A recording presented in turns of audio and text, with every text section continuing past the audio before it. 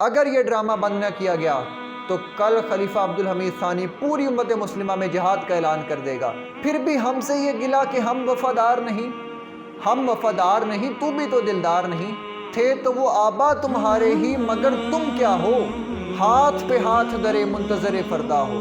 جانتا ہوں میں یہ امت حامل قرآن ہے۔ اے مرد مومن، جس قرآن سے تو نے موت کا حل تلاش کیا ہے، کاش اس قرآن سے کبھی تو نے زندگی کا حل تلاش کیا ہوتا۔ یہ راز کسی کو نہیں معلوم کہ مومن، یہ راز کسی کو نہیں معلوم کہ مومن قاری نظر آتا ہے، حقیقت میں ہے قرآن۔ ہم نے خود اپنی اولادوں کو یہ انفیریورٹی کمپلیکس دیا۔ انگلش کا ایکسنٹ بڑا اچھا ہوتا ہے ان کا، قرآن مجید کو تجوید سے پڑھنا نہیں آتا، اسے اپنی ہی کتاب نہیں پتہ، اسے اپنا ہی اصول نہیں پتہ۔ ایک ہو جائیں تو بن سکتے ہیں خورشید مبین، ورنہ ان بکھرے تاروں سے کیا بات بنے۔ میں مانتا ہوں کہ مسلمان قوم اس وقت، پاکستانی قوم قرضے کے نیچے ہے، IMF سے قرضے لیے ہیں، باہر ملکوں سے امدادیں وصول کی ہیں، لیکن ان سب کے باوجود آپ ان کو کبھی بھی یہ اختیار نہیں دے سکتے کہ وہ اسلام کے اصولوں سے ٹکرا جائیں۔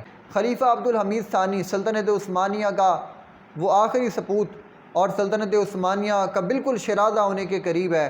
اس وقت فرانس نے اللہ کے رسول کی شان میں بے ادبی کرنے کے لیے ڈرامہ اور فلم ریلیز کی، تو سلطان نے فرانس کے ایمبیسڈر کو بلایا اور کہا کہ یہ ڈرامہ بند کیا جائے، اور یاد رکھیں کہ اس ڈرامے کی ٹکٹس بھی بک چکی تھی، بکنگ ہو چکی تھی، لیکن خلیفہ عبدالحمید ثانی نے سخت موقف اپنایا اور کہا فرانس کے ایمبیسڈر کو، اگر یہ ڈرامہ بند نہ کیا گیا تو کل خلیفہ عبدالحمید ثانی پوری امت مسلمہ میں جہاد کا اعلان کر دے گا۔ اور یہ للکار ہوتی ہے مسلمان کی، یہ لہجہ ہوتا ہے غیروں سے پکارنے کا، یہ لہجہ ہوتا ہے غیروں سے بات کرنے کا، اور اس للکار سے کیا اثر ہوا؟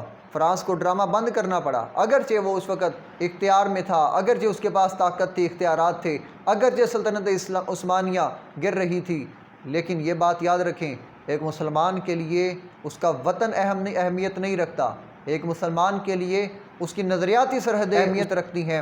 جب میں اقبال کو پڑھتا ہوں تو میں آج کی مسلمان امت کی حالت دیکھ کر اقبال کی فراست کا اندازہ کرتا ہوں کہ اقبال کتنی دیر پہلے مسلمان امت کی بیماری بتا گئے تھے اور مسئلہ بتا گئے تھے۔ اقبال بتا چکے تھے what is the real problem, اس کوشچن کو اقبال ایڈریس کر چکے تھے کہ مسلمان قوم تباہ کیوں ہے۔ اب اقبال کا یہ شعر بھی آج کے حالات پر پورا اترے گا۔ اقبال نے جب جواب شکوہ کی زبان کھولی تو ڈاکٹر اقبال نے شکوہ کیا کہ صفحہ دہر سے باطل کو مٹایا کس نے، نوع انسانی کو غلامی سے چھڑایا کس نے، تیرے کعبے کو جبینوں سے بسایا کس نے، تیرے قرآن کو سینوں سے لگایا کس نے۔ پھر بھی ہم سے یہ گلا کہ ہم وفادار نہیں، تو بھی تو دلدار نہیں۔ جب یہ شکوہ کیا تو جواب شکوہ میں پھر جواب دیا اقبال نے کہ آخر یہ قرآن کو سینوں سے کس نے لگایا، کعبے کو جبینوں سے کس نے بسایا، اور نوع انسانی کو غلامی سے کس نے چھڑایا۔ جواب شکوہ سماعت فرمائیں، صفحہ دہر سے باطل کو مٹایا کس نے، نوع انسانی کو غلامی سے چھڑایا کس نے، میرے کعبے کو جبینوں سے بسایا کس نے، میرے قرآن کو سینوں سے لگایا کس نے، تھے تو وہ آبا تمہارے ہی مگر تم کیا ہو، ہاتھ پہ ہاتھ درے منتظر فردا ہو۔ آج بھی تم فرشتوں کی مدد کے لیے بیٹھے ہو، فرشتے مدد کے لیے تب آئیں گے جب تم لوگ خود کھڑے ہوگے۔ تو اقبال نے بتا دیا کہ ہمارے آبا تھے جنہوں نے یہ سب کام کیے تھے، آج ہم لوگ ہار چکے ہیں، ہمیں دوبارہ اٹھنا پڑے گا، ہمیں دوبارہ سے اس مسلمان امت کو اکٹھا کر کے ایک میدان میں آنا پڑے گا، ہمیں دوبارہ سے وہ روب اور دبدبہ لے کے آنا پڑے گا کہ جس میں ایک مسلمان حکمران کا نام سنتے ہی کیسر و کسریٰ کی سپر پاور کانپ جائے۔ ہمیں دوبارہ سے وہ موقف اپنانا پڑے گا کہ جب ہمارے پاس بیت المقدس بھی ہوگا، جب ہمارے پاس کشمیر بھی ہوگا، فلسطین بھی ہوگا، اور ہم دنیا کی حکمرانی کر رہے ہوں گے اور ہمارا سسٹم امپلیمنٹ ہوگا ہر جگہ پر۔ آج مسلمانوں کی جو حالت ہو رہی ہے، اس حالت کو اقبال نے اس امت کی نبض پر ہاتھ رکھ کر بہت دیر پہلے ڈائیگنوس کر لیا تھا۔ آج اگر سویڈن میں قرآن مجید کو جلایا گیا یا گستاخی کی گئی ہے، اس کے علاوہ جو بھی بے ادبی ہوتی ہے، ان سارے واقعات کو اقبال نے اپنے اشعار میں لکھا تھا۔ اقبال نے ابلیس کی مجلس شورا کے ٹائٹل سے چند اشعار لکھے کہ جس میں ابلیس اپنی مرکزی شورا کا اجلاس بلاتا ہے اور ان سے مخاطب ہو کر ان کو بتاتا ہے کہ ہم نے مسلمانوں میں کس طرح تباہی کر دی ہے اور ابھی کتنی تباہی رہتی ہے۔ اقبال نے اس ساری ڈسکشن کو جو ابلیس اپنے حواریوں سے کرتا ہے اپنے اشعار میں لکھا۔ جانتا ہوں میں یہ امت حامل قرآن نہیں۔ یہ ابلیس اپنی شورا سے مخاطب ہے کہ جانتا ہوں میں یہ امت حامل قرآن نہیں ہے، وہی سرمایہ داری بندہ مومن کا دین، یعنی اس امت میں سے اب قرآن کے حاملین لوگ نہیں ہیں، ہم نے وہ اٹھا لی ہیں۔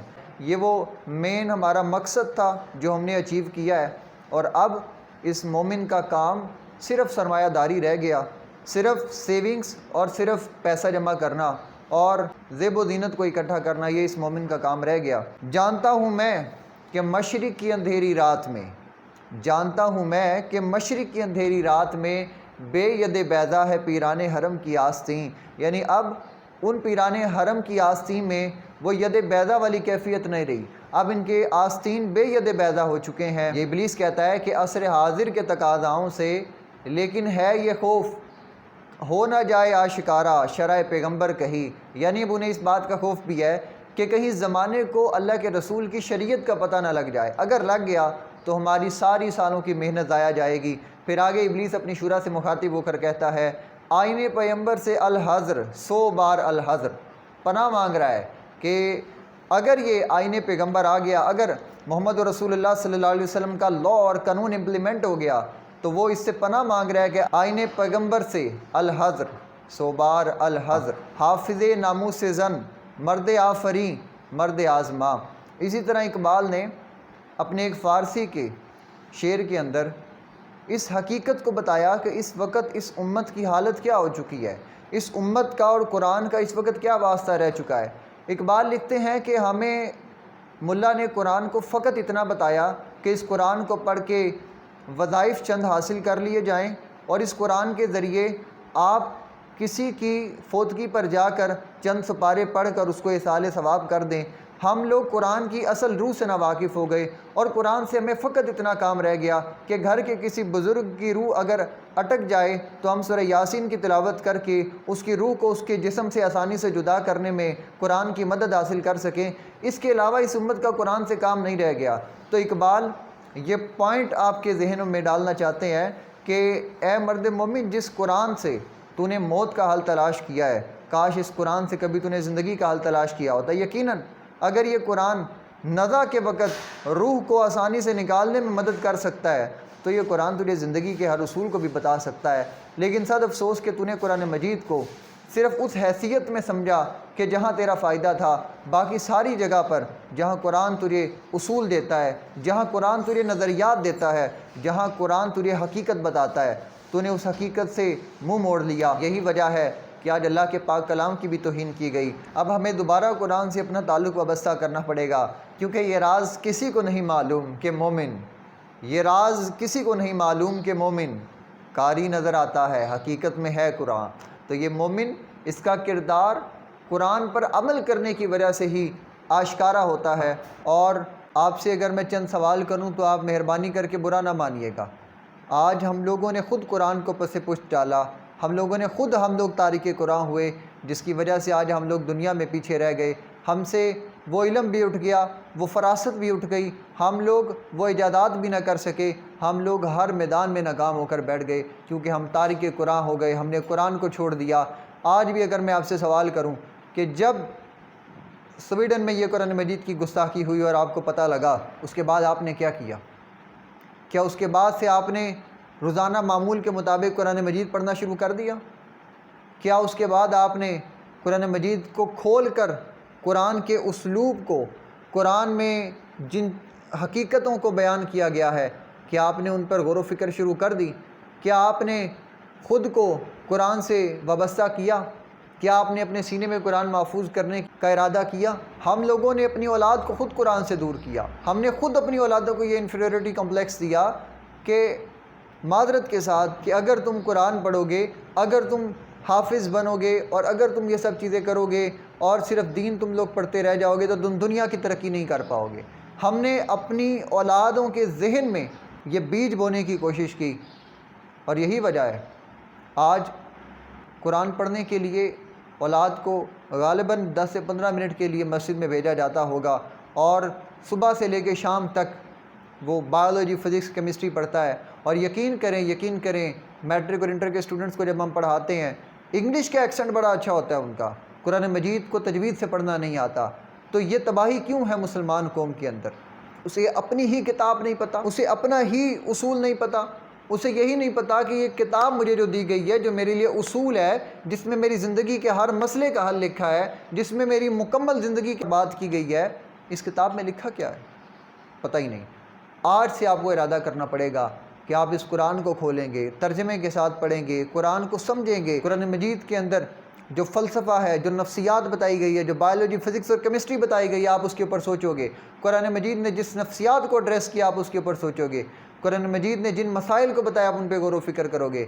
آپ کو یہ ارادہ کرنا پڑے گا، تب جا کر ہماری قوم دوبارہ سے اس میدان میں کھڑی ہونا شروع ہوگی کہ جس میں ہم باطل کو للکار سکیں گے۔ ایک ہو جائیں تو بن سکتے ہیں خورشید مبین، ورنہ ان بکھرے تاروں سے کیا بات بنے۔